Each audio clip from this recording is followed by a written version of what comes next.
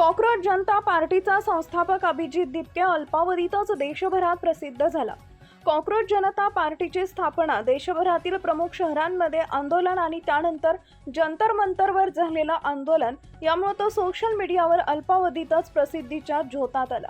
नीट paper leak प्रकरणी शिक्षण मंत्री धर्मेंद्र प्रधान यांच्या राजीनाम्यानंतर आता सगळीकडेच अभिजितची चर्चा होत आहे। एका मुलाखतीत अभिजितच्या वडिलांनी त्याचा अभिमान वाटत असल्याचं म्हटलंय। तसंच त्याला सारखा फोनही करता येत नसल्याची खंत व्यक्त केली आहे। अभिजित दिपकेचे वडील भगवान दिपके हे MIDCतून निवृत्त इंजिनियर आहेत।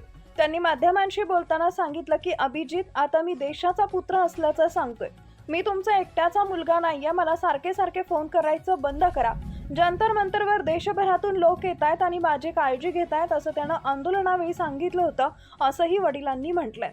अभिजितचे वडील म्हणाले की मला राजकारण फारसं माहीत नाही। मुलानं माझ्या मनाविरुद्ध आंदोलन सुरू केलं, तो सामाजिक कार्य करत असल्यानं नेहमीच काळजी वाटायची। धर्मेंद्र प्रधान यांनी मोठं मन दाखवलं। खरं तर या सगळ्या घडामोडींना विजय किंवा पराजय अशा नजरेनं बघू नये। भारतात अभिजितनं अरविंद केजरीवाल यांच्यासोबत काम केलं।